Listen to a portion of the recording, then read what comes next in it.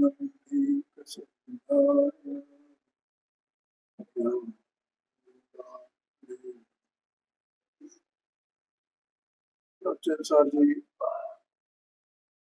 ग्रंथ यहाँ पर स्वाध्याय में विराजमान ये प्रज्ञापन महाधिकार। इसमें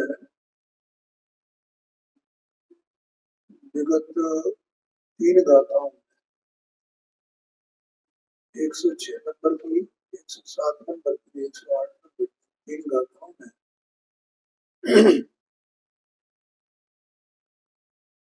गुण पर्याय का, द्रव्य गुण पर्याय का अन्यत्र बताया और उसको अतज भाव के रूप में निरूपित किया गया। ठीक है, उसमें मुख्य रूप से सत और द्रव्य इन दो को आधार बनाया गया, ये बताने के लिए कि जो सत है सो द्रव्य है, द्रव्य है सो सत है, तो भी जो द्रव्य है सो सत नहीं है और सत है सो द्रव्य नहीं। ये 3 गाथाओं में कहा, 106, 107, 108। अब 109 नंबर की गाथा यहाँ पर स्वाध्याय में चल रही है। देखो ये गाथा तो हमने अगर पढ़ ली थी, इसकी टीका रह गई। हम यहाँ क्या सिद्ध करना चाहते हैं? पहले सिद्ध क्या किया था? जो 2 बातें, जो सत है सो द्रव्य है, जो द्रव्य है सो सत है, एक बात। दूसरी बात, जो सत है सो द्रव्य नहीं है, जो द्रव्य है सो सत नहीं है। क्यों? क्योंकि उन दोनों का परस्पर अतद भाव है, तदभाव का अभाव है। ठीक है, इतनी बात समझ में आ गई। अब इसके बाद यहाँ ये कहना चाहते हैं कि जो सत है, जिसका द्रव्य के साथ में अन्यत्व है, कथनचित अन्यत्व है, वो सत द्रव्य का गुण है और द्रव्य गुणी है। ठीक है, अभी तक तो केवल सत की चर्चा की, लेकिन वो द्रव्य है कि गुण है कि पर्याय, इसकी कोई चर्चा नहीं है।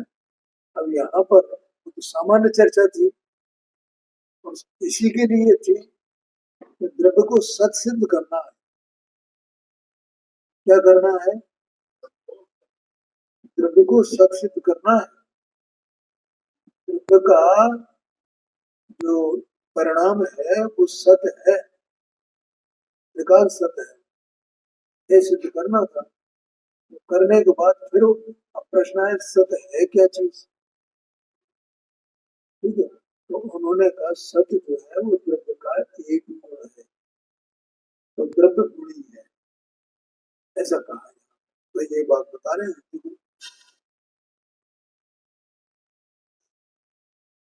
देखो एक बार फिर अपन इसको गाथा का जो अन्वयार्थ है ना, एक बात जो मैंने कही ना आपको इस समझ में आ जाए। जो द्रव्य का स्वभावभूत उत्पाद व द्रव्यात्मक परिणाम है, वह परिणाम सत से अविशिष्ट गुण है। जो अर्थात जो सत है वो स्वयं ही एक द्रव्य का गुण है, द्रव्य का एक गुण है सत, ऐसा कह दिया। दूसरी बात, स्वभाव में अवस्थित होने से द्रव्य सत है, ये तो पहले ही कह दिया गया है। ठीक है, ये बात तो पहले कह दी गई ना कि द्रव्य स्वभाव से सत है। अब यहाँ क्या कह रहे हैं कि वो जो सत है ना द्रव्य, तो सत उसका गुण है द्रव्य। ये पहले वाक्य में ही बोल दिया कि सत वो गुण है, और दूसरे वाक्य में कह दिया तो देखो भैया हमने तो पहले ही कह दिया था ये द्रव्य स्वभाव से सत है। इसका मतलब क्या हुआ कि सत होना द्रव्य का स्वभाव है। द्रव्य का स्वभाव सत और क्योंकि बहुत मत वाले, अन्य मत वाले ऐसा मानते हैं ना कि ये तो सब बिगड़ जाएगा, तो प्रलय हो जाएगी, सब नष्ट हो जाएगा, सब नष्ट हो जाएगा। तो आचार्य देव ये बताना चाहते हैं भैया कुछ भी नष्ट होने वाला नहीं, ये क्षेत्र के स्वरूप है द्रव्य, लोग ये सब के सब। इधर को और फिर क्या थोड़ा सा, नहीं तो बिल्कुल कोने में चिपक जाओ, एकदम एकदम कोने में चिपक। बस, ठीक है, ठीक है। तो जो सत है, मतलब सत होना द्रव्य का स्वभाव है, यही तो कहा, स्वभाव में अवस्थित द्रव्य सत है। और ये भी कहा कि द्रव्य स्वभाव से ही सत है, द्रव्य स्वभाव से ही सत है, ये कहा था। अब प्रश्न ये है कि जो द्रव्य उत्पाद में द्रव्यात्मक है, इस परिणाम स्वरूप है, मतलब परिणाम माने स्वरूप है, तो वो सत है। तो अब सत है क्या चीज? द्रव्य को ही सर्वथा सत मान लिया जाए, या सत को ही द्रव्य सर्वथा द्रव्य मान लिया जाए? क्योंकि आपने तो कह दिया कि वो द्रव्य स्वभाव से सत है, ऐसा प्रश्न आएगा ना। तो आचार्य देव यहाँ ये स्पष्ट कर रहे हैं कि भैया द्रव्य स्वभाव से सत है, ये तो ठीक है, लेकिन सत उसका एक गुण है और द्रव्य स्वयं गुणी है, ये सिद्ध कर। आगे कहते हैं, तो टीका है, द्रव्य स्वभाव में नित्य अवस्थित होने से सत है। द्रव्य कैसा है? स्वभाव में नित्य अवस्थित है, द्रव्य अपने स्वभाव में। और द्रव्य का स्वभाव क्या है? उत्पाद व्यय द्रव्य, ये द्रव्य का स्वभाव है। और ये द्रव्य नित्य, नित्य सदा अनादि से अनंत काल तक कैसा है? स्वभाव में अवस्थित है। क्या स्वभाव है उसका? उत्पाद व्यय द्रव्य, इसी को परिणाम कहा यहाँ पर। परिणाम माने स्वरूप, द्रव्य उत्पाद व्यय द्रव्यात्मक है, उत्पाद व्यय द्रव्यात्मक है। कब? अनादि अनादि। तो द्रव्य अपने स्वभाव में अवस्थित है ना, और स्वभाव में अवस्थित है इसलिए वो सत है। वो ध्रुव रह करके और परिणमन करता है ना, तो ध्रुव है, इसका मतलब वो सत है ना, इससे सिद्ध हुआ ना। तो यहाँ ये कहा द्रव्य स्वभाव में नित्य अवस्थित होने से सत है। स्वभाव माने उत्पाद में द्रव्यात्मकता, बस ऐसा पहले प्रतिपादित किया गया है, द्रव्य स्वभाव से सत है। और अब प्रश्न है कि द्रव्य का स्वभाव क्या है? ये द्रव्य का स्वभाव परिणाम कहा गया, वही कहा गया था, शायद 96 नंबर की गाथा में कहा गया कि द्रव्य का स्वभाव परिणाम है। और परिणाम क्या है? वही उत्पाद द्रव्यात्मक, तो स्वरूप है ना उसका, उसका नाम परिणाम है। परिणाम ऐसा नहीं समझना एकांत से जो पर्याय को ही परिणाम कहा जाए, द्रव्य के पूरे स्वरूप को भी परिणाम कहा जाता है।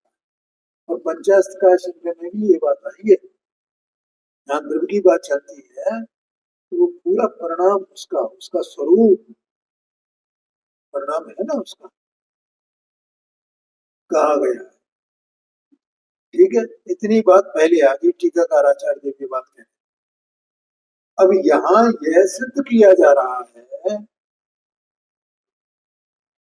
कि द्रव्य का जो स्वभावभूत परिणाम है, द्रव्य का स्वभावभूत परिणाम है उत्पाद पर द्रव्य, उसकी एकता, उसकी तन्मयता आपस में परस्पर अविनाभावी बना,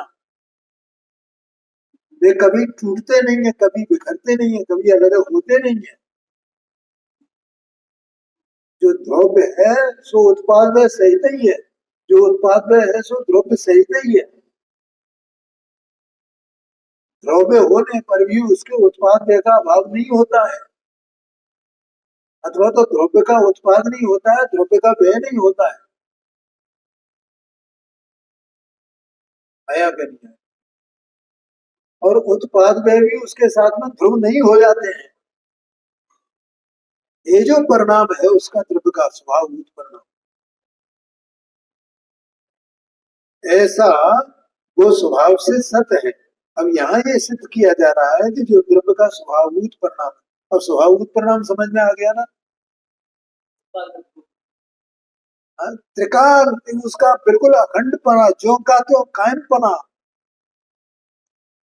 कुछ होता ही नहीं है द्रव्य में।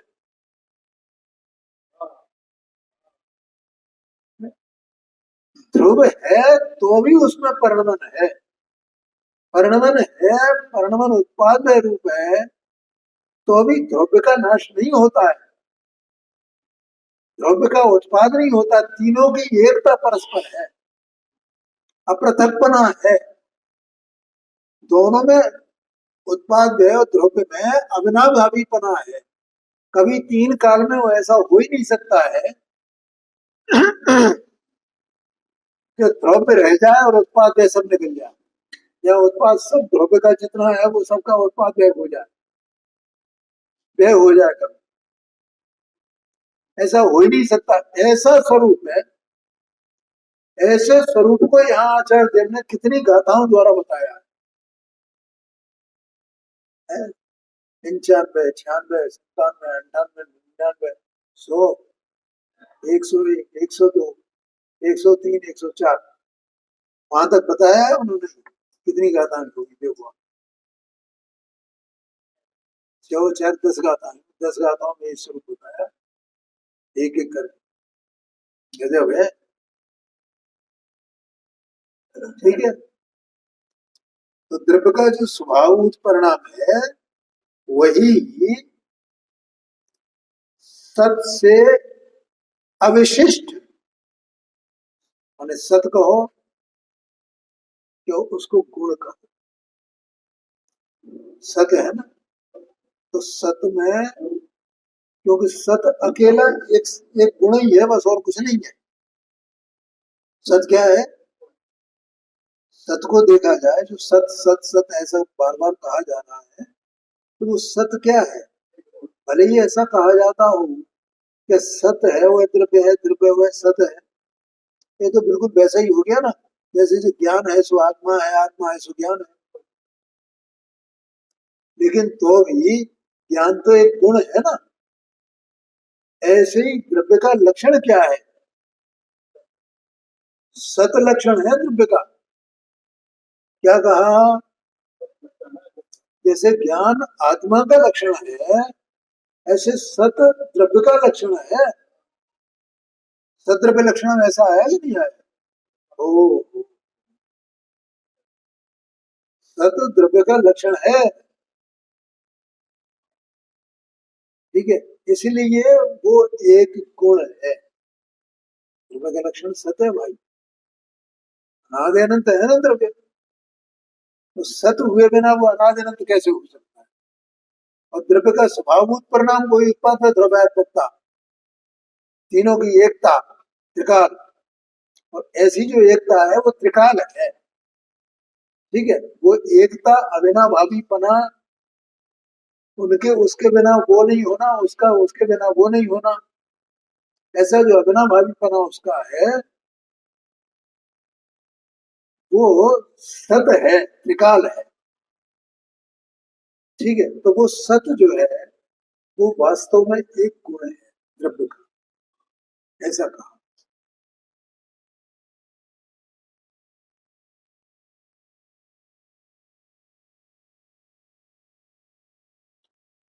मैंने अस्तित्व है ना, सत है ना, सत एक गुण हो गया ना उसका। अकेला सत, अगर द्रव्य को सर्वथा ही अकेला सत कहा जाए तो फिर उसमें उत्पाद द्रव्यात्मकता तीन बातें कैसे घटित होंगी?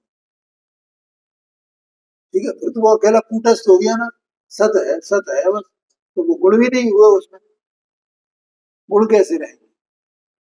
इसलिए द्रव्य में जो द्रव्य का जो सत है वो सत द्रव्य का एक गुण है, ऐसा सिद्ध किया।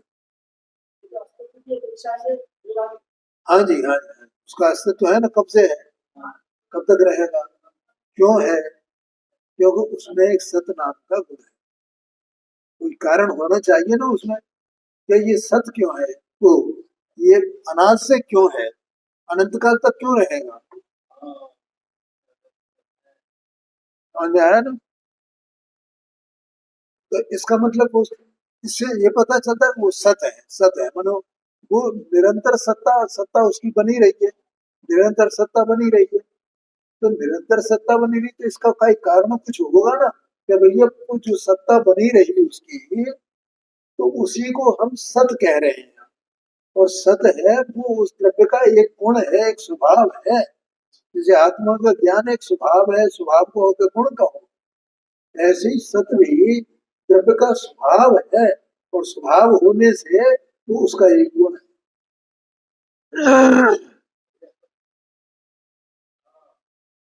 अब और आगे कुछ कहते हैं, देखो आचार्य जी। द्रव्य के स्वरूप का वृत्तिभूत ऐसा जो अस्तित्व,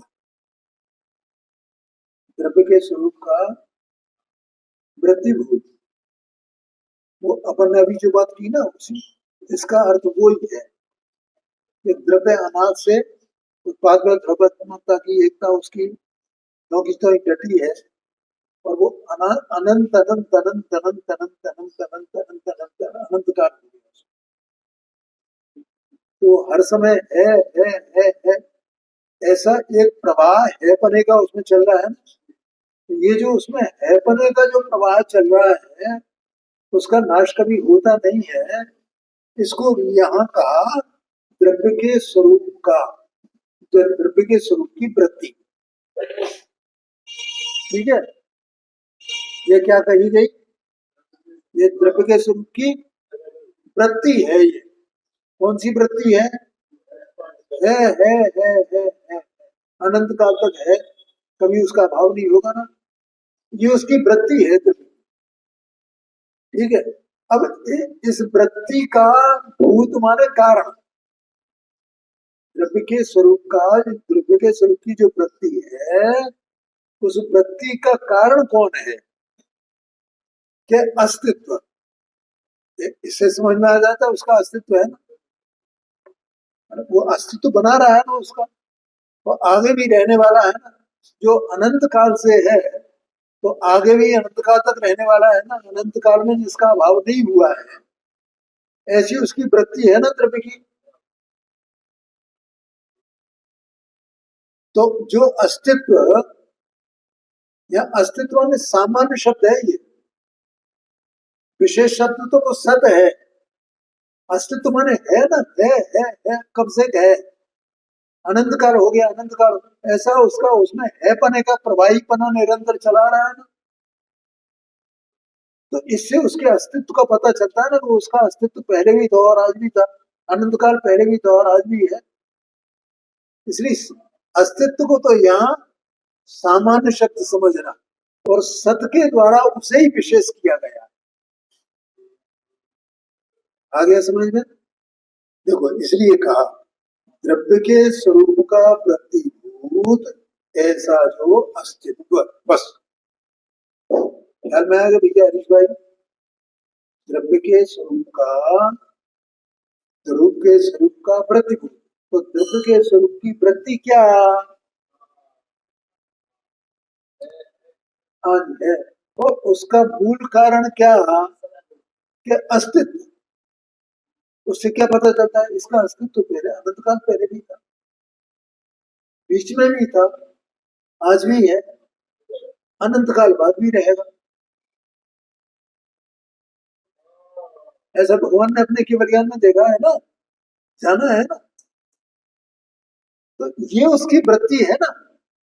तो इस वृत्ति से, उसकी वृत्ति से ये पता चलता है, क्या चलता है पता, कि इसका अस्तित्व है, इसका अस्तित्व है, इसका अस्तित्व है का मतलब इसका नाश नहीं हुआ, नाश होता ही नहीं, इसका नाश होता ही नहीं। अब जब नाश नहीं होता तो इसका उत्पाद भी नहीं है ना, अनादि से उसका उत्पाद भी नहीं है और उसका नाश भी नहीं है। ऐसा द्रव्य का परिणाम है, ऐसी द्रव्य की वृत्ति है। तो ऐसी जो उसका नाश नहीं होता है, उसका उत्पाद नहीं होता है, ऐसी जो द्रव्य की वृत्ति है, उस वृत्ति का मूल कारण क्या है कि उसका, इससे ये पता चलता उसका अस्तित्व बना रहा, ज्यों का त्यों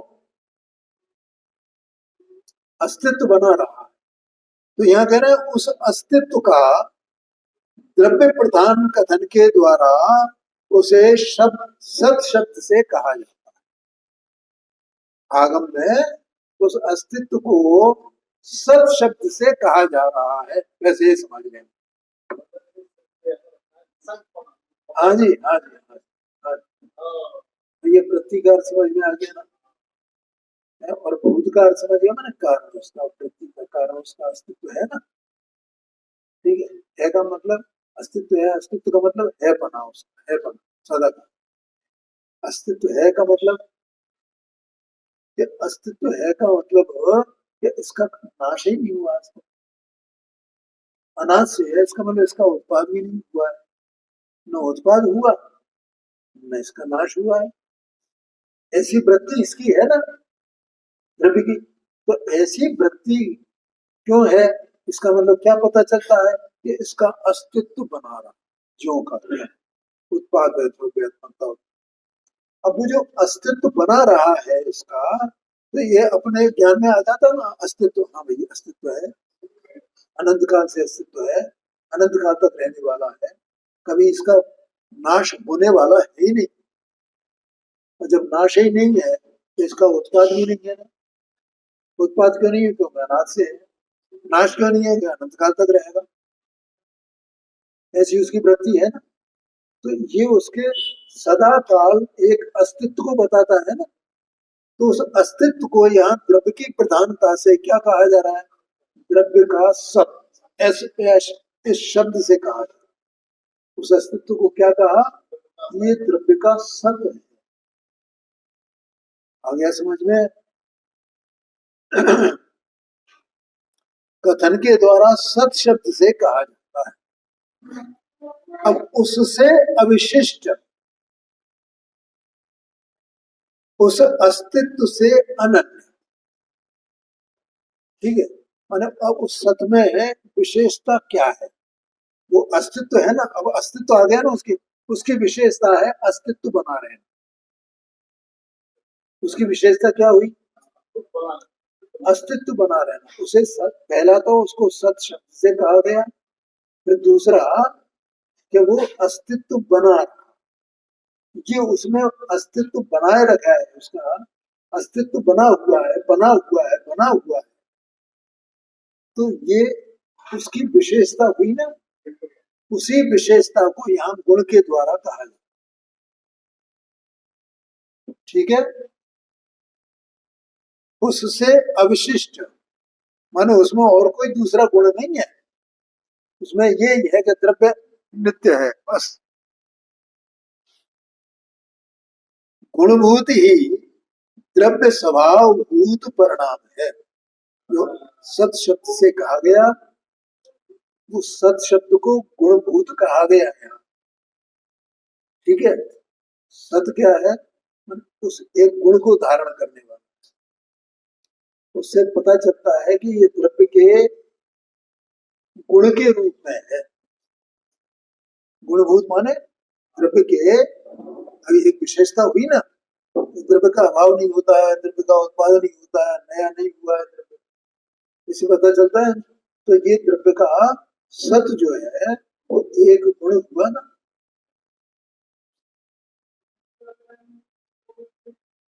द्रव्य गुणभूत ही द्रव्य स्वभावभूत परिणाम है, क्योंकि द्रव्य की वृत्ति तीन प्रकार के समय को स्पर्श करती होने से, अब ये अपन ने चर्चा कर ली, कब से है, अभी है, अनंत काल रहेगा, ये भूत भविष्य और वर्तमान तीनों को स्पर्श करने वाली है ना वृत्ति उसकी। और जो उत्पाद है द्रव्यात्मकता वृत्ति रूप जो परिणाम है उसका द्रव्य का, वो तीनों काल को स्पर्श करने वाला है, ऐसा कहा।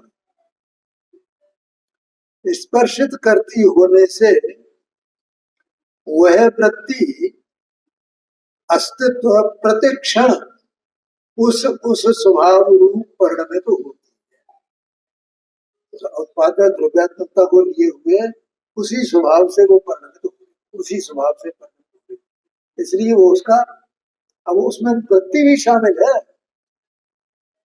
उसमें उसका अस्तित्व भी शामिल है, उसमें उसकी सत्ता भी शामिल है। सत्ता नाम का गुण, अनंत गुण है, सत्ता नाम का एक गुण है, वो उसमें शामिल है काय में, द्रव्य के स्वभाव में। इसलिए पहले ये कहा था द्रव्य स्वभाव से सत है, ठीक है। इसका मतलब सत वो द्रव्य का स्वभाव ही हो गया ना, उसे द्रव्य में ही शामिल रखना, द्रव्य से भिन्न नहीं है। यहाँ गुण गुणी का भेद करके कथन किया जा रहा है, लेकिन वो उपचार मात्र है, द्रव्य स्वयं ही सत है ना, ये कहना है। आगे कहते हैं देखो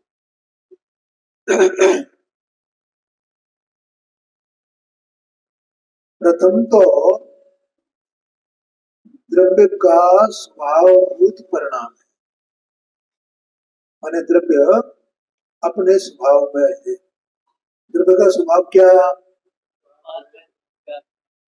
क्यों ये राजू भाई, द्रव्य का स्वभाव क्या नहीं बता, अभी इतनी चर्चा की, तुम्हारा ध्यान नहीं गया होगा, ध्यान लगाओ भैया, ये क्या कह रहे हैं, क्या शब्द है, और शब्दों का अर्थ समझ में नहीं आया तो पूछो। उपन्यास स्वाध्याय की कोई बात, देखो ये सब हम भी कभी ऐसी श्रेणी में थे, ऐसी स्थिति में थे, कोई अपन बने बनाए थोड़ी आए कहीं बाहर से, हम बने बनाए पहले से पंडित थे, जन हमारा पंडित के रूप में। अरे वो तीर्थंकर होते जिनका जन्म होता है, तीन ज्ञान के धारी होते हैं, उन्हें स्वाध्याय करने की जरूरत नहीं पड़ती, शास्त्र दृष्टि का तो मोक्ष जामी, लेकिन अपन तो वैसे नहीं है ना, ऐसा। हाँ ठीक है भैया, तो हम बिल्कुल ऐसे ही थे, बुद्धू बिल्कुल कुछ नहीं जानते थे, लेकिन उपयोग लगा मैंने अपना चित्त लगा करके, चित्त से एकाग्रता पूर्वक कंसंट्रेट होकर के उसको सुनते, तो धीरे धीरे धीरे धीरे वो सब समझ में आ गया, उत्पाद क्या है, व्यय क्या है, द्रव्य क्या है, और आज हम दूसरों को समझा रहे हैं। तो ऐसा नहीं कि बस हम आके बैठ गए सामने, क्योंकि हमें इसमें बैठ, इस बैठने से क्या होगा, कोई लाभ होगा। अपन दुकान में जाते हैं, दुकान कर, तो अपन ऐसे ही बैठे रहते हैं, कोई ग्राहक आए, आ जाए चला जाए चला जाए, है जी, हाँ जी हाँ जी, मतलब ये धारणा रखोगे एक दिन जरूर होगा। वो एक वो है ना उसका, रसरी यावत जात के सिर पर परत निशान, पत्थर पे निशान पड़ जाता है रस्सी के, रस्सी से, मतलब है, हमने देखे निशान नहीं। हाँ हाँ हाँ जी हाँ जी तो ये थोड़ा ध्यान दो, नहीं समझ में आया तो प्रश्न करो, और इसको पढ़ लिया करो तो आगे पहले से बैठ जाते, पढ़ लेते हो इसको, और उसमें से प्रश्न करो, ठीक है। मैं केवल तुम्हारा ध्यान दिलाने के लिए बात, थोड़ा सा चश्मा नहीं लाया, चश्मा लेके आया, देखो देखो मैं मंदिर को चलता हूँ ना घर से, तो मुझे, मैंने गिनती कर रखी है, इतनी चीजें मुझे नहीं, ये संख्या है, और संख्या मुझे याद है, मान लो 4 चीजें लेनी है, 4 की संख्या मुझे याद, ठीक है, तो मैं अब तीन चीजें ही रखी हैं, एक चीज क्या रहेगा, मैं उसको याद करता हूँ अगर उसको भी कौन सी चीज रहेगी, ऐसे समझना। तो अपन अपन वहां चल रहे हैं, तो कौन सी चीज चाहिए, अपन दुकान खोल के बता, तो बांटा ही नहीं हुआ, तराजू नहीं हुआ, है ना, वो तराजू हिसाब कर भी गया, कैसे हो। इसलिए ये सब अपन याद करके और जो सामग्री अपनी जरूरत की है उसे लेकर के चलो। ये बिल्कुल सीधा फॉर्मूला मैंने तुमको बताया। और चार चीजें लगनी है, छह चीजें लगनी है, कितनी चीजें लगनी है, कितनी चीजें लेके चलो। हाँ जी। तो यहाँ क्या कहते हैं, प्रथम तो द्रव्य का स्वभावभूत परिणाम है, और वह उत्पाद व द्रव्यात्मक परिणाम, देखो आया ना, द्रव्य का स्वभावभूत परिणाम है, और वह उत्पाद व द्रव्यात्मक परिणाम अस्तित्व भूत, जो वो सदाकाल है ना, इसका मतलब अस्तित्व भूत है। ऐसी द्रव्य की वृत्ति स्वरूप होने से, वृत्ति माने वो उसका होना होना होना होना होना होना होना है। क्यों भैया, अरे भाई तुम कब से हो, पूछ रहे हैं प्रश्न, कब से हो, है? नहीं मैं पूछ रहा हूँ कब से हो, तो मैं मालूम तो होगा ना हम कब से हैं। हाँ, ये तो पूछ रहे हैं कब से हो, 63, 63 साल, 63 साल से हो तुम, हो हो है? तो तुम्हारा जो होना है, इसी को तो यहाँ वृत्ति कहा गया है। आया क्या नहीं आया, तो हो ना, कि कब से ऐसा अपन जब से हमने होश संभाला है, तो होश संभाला है तब से तो ये जानते हो ना, मैं 2-3 साल की उम्र पे होश आ जाता है बच्चे, 2-2.5 साल की उम्र पे, जब हम 3 साल के, 2.5 साल 3 साल के होंगे ना, तब की बात है हमें याद, तब से हम है ना, है ना, है ना, ये हमारा होना क्या है, यही तो वृत्ति है।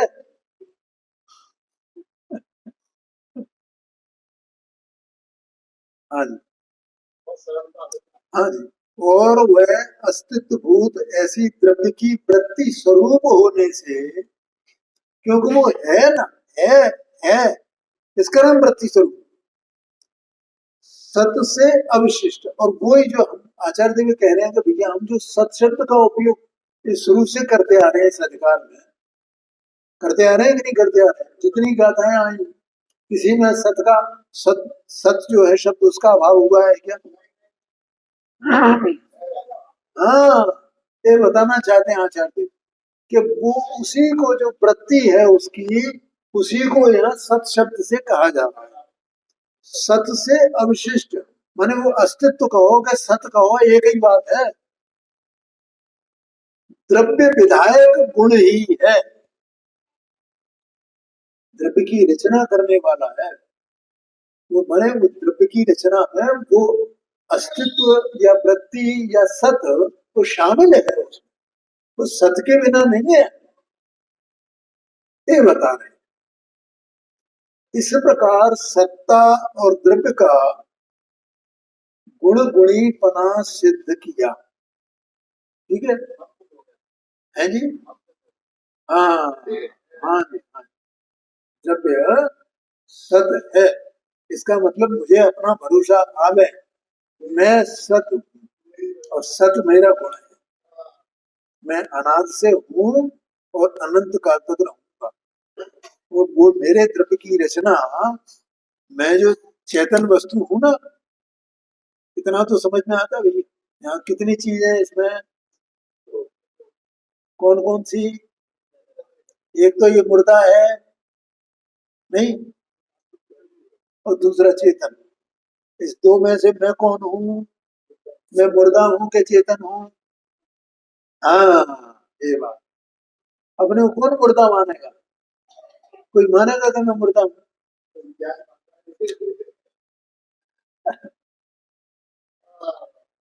क्यों प्रकाश बोलो। हाँ, कोई दुनिया में कोई नहीं मानेगा मैं मुर्दा हूँ। हाँ जी। हाँ, लेकिन उसे ये खबर नहीं है कि मैं मुर्दा में एकत्व करके अपने को जिंदा मान रहा हूँ।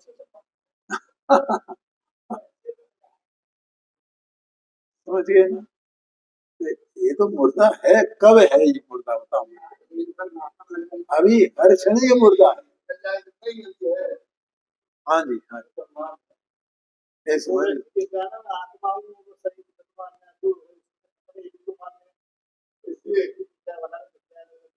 मैं तो ये कहता हूँ कि ये लोग बर्थडे बर्थडे मनाते ना, बर्थडे बर्थडे, वो वास्तव में डेथ एनिवर्सरी है। हाँ जी, हाँ जी। हैं? ये तो डेथ एनिवर्सरी है बस, पुण्यतिथि।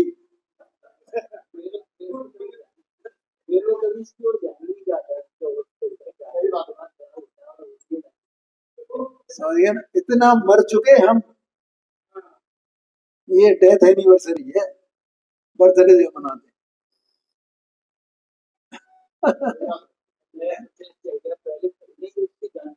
और इससे पता चलता है कि अपना वर्तमान जो क्षण है ना, वो ही अपना जीवन है, और कुछ नहीं है। क्यों? वो जाने वाला है, तो वो एक क्षण और मर गया, साल छूट गया। हाँ,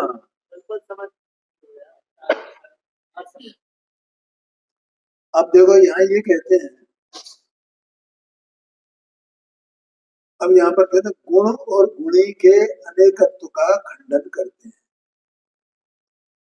देखो पहले गुण और गुणी का अप्रतत्व बताया था, पहले अप्रतत्व बताया था ना,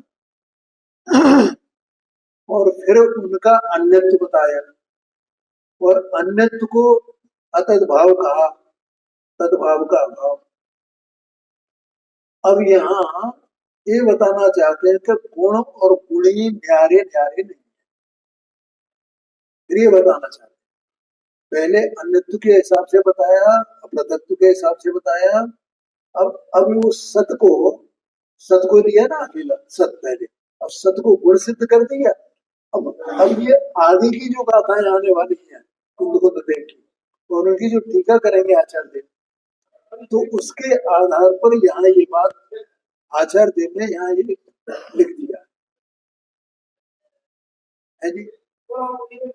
हाँ, गुण और गुणी में अनेकत्व तो नहीं है, जो गुण है सो ही गुणी है, क्योंकि वो गुण द्रव्य का विधायक है ना, रचना करने वाला है ना। जैसे ज्ञान और आत्मा दो न्यारे न्यारे नहीं है ना, अनेकत्व तो ज्ञान अलग है, एक ज्ञान, और एक ये आत्मा, ऐसा नहीं है। या ज्ञान दर्शन सुख वीर इतने इतने गुण है ना, तो ये गुण है तो न्यारे न्यारे है ना सबके सब, तो वे न्यारे न्यारे नहीं है, अनेकत्व तो नहीं है उनमें। गुण की अपेक्षा से अनेकत्व है, लेकिन द्रव्य की अपेक्षा से अनेकत्व नहीं है।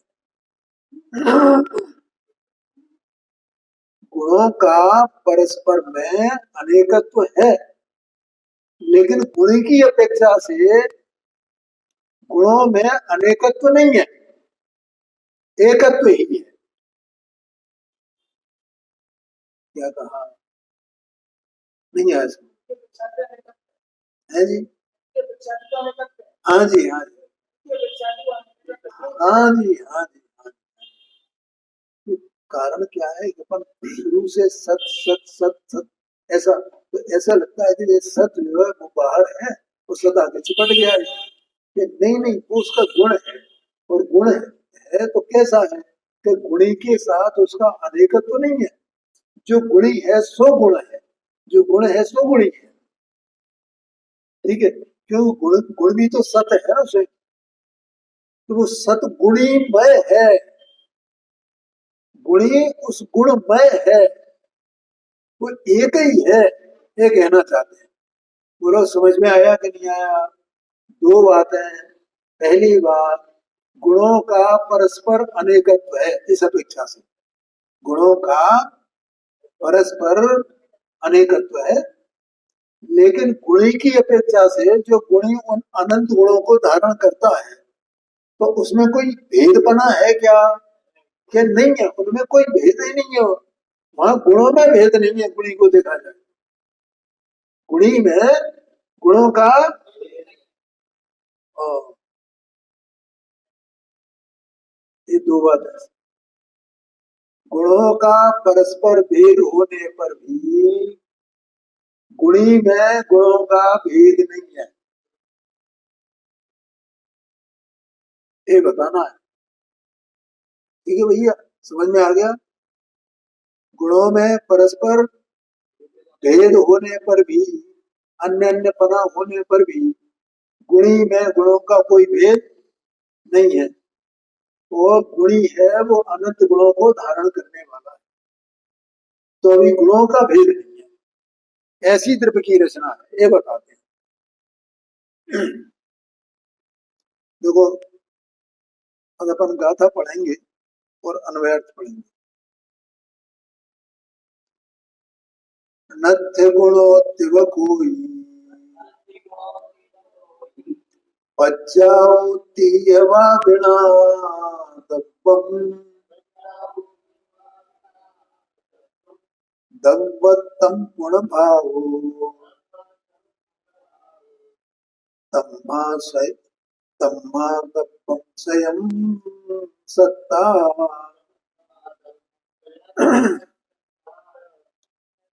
पर्याय के गुण एवं कोई न द्रव्य बिन विश्वेदि से द्रव्यत्व चैव निभावते द्रव्य होते सत्वचे।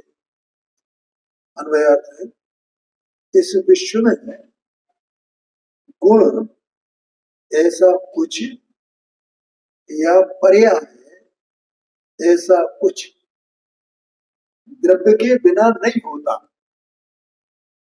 क्या कहा? कोई कहे ना भैया ये गुण है, ये पर्याय है, ऐसा होता है क्या? द्रव्य के बिना होता ही नहीं। वो तो द्रव्य पर्याय गुण सब द्रव्य में गर्भित है ना, वो तो द्रव्य की रचना करने वाले हैं, द्रव्य रचा हुआ है उससे। द्रव्य कैसे रचा हुआ?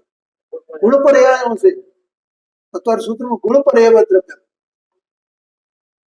हर वस्तु है, कोई वस्तु है, अभी एक वस्तु है, तो इसमें गुण है क्या? नहीं है। अपन इसके दृष्टांत के द्वारा इसमें गुण है क्या? नहीं। और इनमें परिणाम है क्या? है। इसकी रचना उसी से तो है। कोई भी द्रव्य, कोई, मैंने पहले एक दृष्टांत दिया, एक सड़ा तिनका भी हो, तो वो भी गुण पर्यायात्मक है क्या? नहीं है। क्यों? क्योंकि वो द्रव्य है। एक सड़ा हुआ तिनका भी द्रव्य है। ओ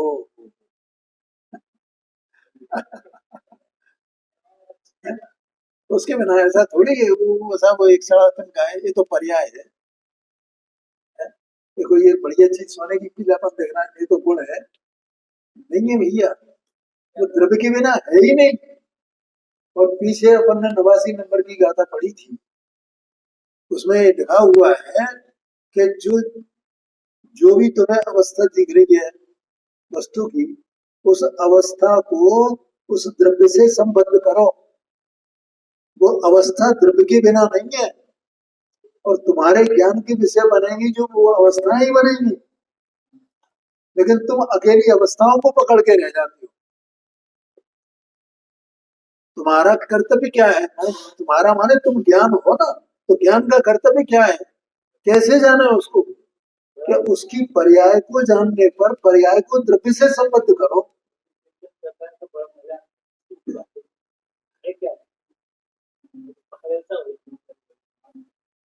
अच्छी बात है। हाँ, अब वो सनातन का क्या है कि देखिए, पर्याय तो अवस्था है, लेकिन अवस्था है तो किसकी है, उसको उससे संबद्ध करो ना। फिर ये पुद्गल की अवस्था है, पुद्गल द्रव्य है, तो उसे पुद्गल द्रव्य कहो, द्रव्य मानो उसे। पर्याय की जो पर्याय है तो द्रव्य द्रव्यमय है ना पर्याय।